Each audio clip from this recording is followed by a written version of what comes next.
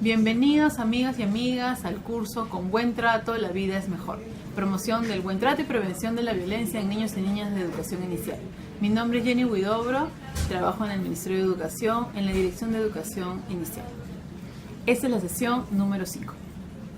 Estrategias para promover el buen trato. ¿Cómo promovemos el buen trato entre los niños y niñas? Primero, siendo amables con ellos y demostrando esa amabilidad en el saludo, en el trato con afecto, en el cariño que les demostramos, no solo el que mencionamos. Somos ejemplos en todo momento de cómo debemos de tratarlos. ¿Qué les pedimos a ellos? Que también puedan pedir las cosas de buenas maneras, que puedan dar las gracias y que sus compañeros van a tratarlos también como amabilidad, siempre y cuando ellos también sean amables. Cuando les ofrecemos espacios y materiales para que ellos se puedan expresar, también les estamos dando un buen trato, porque valemos sus maneras de expresarse. A través del juego podemos nosotros también darnos cuenta que necesitan otros lenguajes para poder decir cómo se sienten y qué cosa es lo que piensan. Promover el buen trato significa que los niños y niñas tienen las oportunidades también para demostrar cómo se sienten. Y por ello es importante tener los materiales suficientes. Empatía en todo momento. La empatía es algo que se va adquiriendo con el tiempo. A estas edades debemos iniciarlos en ser conscientes de cómo el otro se está sintiendo, cómo nuestro compañero o compañera ha sentido ese grito, o esa queja, o ese arañón, o el que le hayamos arranchado el juguete. Decirle a un niño que exprese cómo se ha sentido ante una situación es darle la oportunidad de que el otro pueda escucharlo y darse cuenta. Es el principio de la empatía. ¿Cómo seguimos promoviéndolo? Cuando los acompañamos a reflexionar acerca de las acciones que van realizando y las consecuencias de los mismos. ¿Qué quiere decir esto? Que ante un hecho siempre va a haber una reacción. Por ejemplo, si un niño le arrancha el cuento a otro o un juguete, pueden suceder dos cosas. O el niño reacciona o el niño deja de hacer todo. Se queda inmovilizado. Si nos damos cuenta de ello, debemos de intervenir. ¿Y cómo intervenir? Escuchando a ambas partes.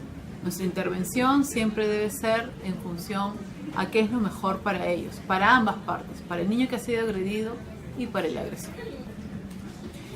Los vamos a ayudar a verbalizar también cómo se sintieron y en ese sentimiento y en esta emoción que van encontrando, cuál fue la causa de por qué se sintieron así.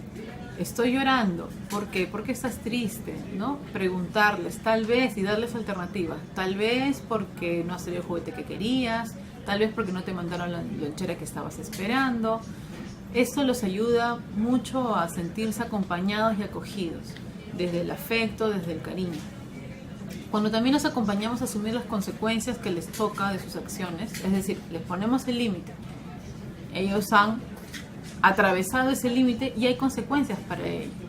No unas consecuencias que los afecten en su integridad, sino consecuencias que van en estricta relación con lo que ha pasado. Si hemos roto el cuento por jugar o por no tratar bien, pues habrá que repararlo. Y el repararlo significa me lo llevo, veo cómo lo pego, involucro a mi familia, pero el niño tiene que darse cuenta que todas las cosas que hace, buenas o malas, por llamarlas de alguna manera, tienen consecuencias. Si yo trato bien a los demás me tratarán bien también. Y si no lo hacen, yo podré decir que no me gusta cómo me están tratando. El diálogo para encontrar las soluciones también es de suma importancia para que los niños se den cuenta qué cosa es un buen trato. Ante una equivocación, un error o una mala acción, vamos a poder nosotros decirles qué pasó, llamarlos a la reflexión y poder encontrar soluciones juntos. Esas soluciones no siempre serán las que a nosotros nos gusten, pero sí en beneficio de todos, sobre todo respetando la justicia para ambas partes. Estamos disponibles y dispuestos nosotros los adultos para acompañarlos y ayudar a los niños en lo que necesiten. Siempre los niños deben encontrar en nosotros al adulto que los acompaña, los guía y los protege cuando ellos creen que es necesario. Así ellos también van ganando autonomía e independencia en las cosas que quieren ir consiguiendo. ¿Qué estrategias podemos utilizar para poder trabajar el buen trato entre los niños y niñas? Una de ellas son las normas de convivencia. Las normas de convivencia, cuando son construidas en grupo y en consecuencia de nuestras propias necesidades, ¿no? Las necesidades que presenta el grupo, son realmente efectivas. Pero también es efectivo cuando nosotros tenemos claridad acerca de cuáles son las consecuencias cuando no se cumplen estas normas. Y no necesariamente estamos hablando del castigo. O sea, no estamos hablando en ningún momento del castigo que hay que tener presente ante el no cumplimiento de la norma. Lo que hay que tener presente es que hay consecuencias y que esas consecuencias deben ser asumidas por los niños en compañía de nosotros, ¿no? Por otro lado, un tema súper importante es el tema de la reparación. ¿Cómo yo voy a reparar el daño que se ha ocasionado, ya sea en un objeto o también en una persona? Si hemos dicho algo que ha causado daño, lo más probable es que tengamos la necesidad de pedir disculpas y de demostrar nuestro afecto y nuestro respeto hacia ese niño o niña. No lo olviden, la reparación es también la clave para trabajar el buen trato. La asamblea es otra estrategia que podemos utilizar y que se suele utilizar en las escuelas. En principio, el convocarlos en un círculo significa que todos estamos al mismo nivel. El círculo es una forma geométrica en la que todos estamos a la misma distancia del centro. Es la única figura tal cual en donde nosotros vemos que la maestra y todos los niños nos encontramos a la misma distancia, por tanto, iguales. El círculo nos ayuda también a que todos nos podamos mirar y todos nos podamos escuchar. En estas asambleas, los niños deben saber que son espacios en los que ellos pueden expresar sus molestias, sus preocupaciones, sus inquietudes, pero también sus propuestas ante alguna dificultad. No solamente sirve para resolver problemas, sino también para proponer actividades, organizar el aula.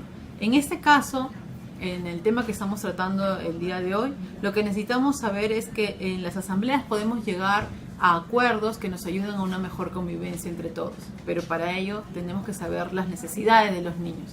Entonces, demos la palabra, dejemos que expresen sus opiniones y de acuerdo a eso lleguemos a consensos. Una estrategia que la podemos ver todos los días en el aula son los momentos que tienen los niños y niñas para realizar el juego simbólico. Este espacio de juego, este tiempo de juego, son momentos en los que ellos pueden expresar de diferentes maneras cómo se van sintiendo, pero también representar sus vivencias.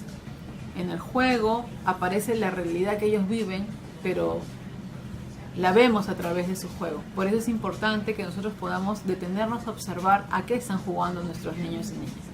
En este tema de prevención a la violencia o de trabajo a la violencia, es en estas oportunidades donde nosotros podemos identificar signos de violencia, porque el niño va a vivir su realidad a través del juego. El juego simbólico es importante verlo, analizarlo, conversarlo entre los colegas para a partir de eso poder brindar un apoyo emocional que tal vez esté requiriendo y no nos hayamos dado cuenta. También dentro del juego se da un desarrollo importantísimo en la autorregulación de emociones, y es que cuando los niños juegan, toman diferentes acuerdos, desde qué jugar, cómo jugar, se reparten los roles, y esto ayuda a que ellos mismos se vayan autorregulando cuando el otro les dice, por ejemplo, yo quiero ser la mamá, no, yo quiero ser la mamá. Y tienen que ponerse de acuerdo para definir quién es el que hace el rol de la mamá y buscar una solución. Ahí no hay una intervención del adulto a menos que sea necesario. Pueden solucionar diciendo, bueno, hay dos mamás, bueno, yo soy la mamá, yo soy la hermana de la mamá y también soy mamá. O sea, los niños van a ir encontrando esas soluciones dentro del juego. Ahí tenemos que tener ojo con nuestra intervención. Una estrategia muy importante es el trabajo con los padres de familia. Nosotros no debemos olvidar que si nosotros deseamos cambiar conductas o comportamientos en nuestros niños y niñas, debemos trabajar con las familias. Los padres son los primeros que deben de visibilizar si en la institución o en sus hogares existe la violencia. Y también son los primeros en visibilizar cómo es que ellos tratan a sus hijos e hijas. Luego, con los padres de familia tenemos que ponerlos en alerta porque ellos son los primeros cuidadores de sus familias, los primeros cuidadores de sus hijos. Eso quiere decir que cuando los niños llegan a la institución educativa ya tienen una historia, y esta historia puede ser cambiada si nosotros junto a los padres tomamos conciencia de que los niños deben ser cuidados y protegidos por nosotros. Una estrategia potente que nosotros tenemos desde la escuela es poder trabajar a nivel institucional. La problemática identificada en las escuelas, como es la violencia, debe ser tratada de manera colegiada y de manera colaborativa. Las redes entre escuelas también deben funcionar. Nosotros deseamos que desde los proyectos institucionales puedan organizar, visibilizar el tema. Y por otro lado, actividades con familias, los talleres y los documentos de gestión que tratan sobre la convivencia deben ser claros para todos. El niño y la niña deben sentirse protegidos en su escuela y no vulnerados. Hasta aquí la sesión número 5. Las invitamos a seguir participando de manera activa en nuestro curso, participando del foro, revisando los materiales y haciendo sus tareas. Muchas gracias.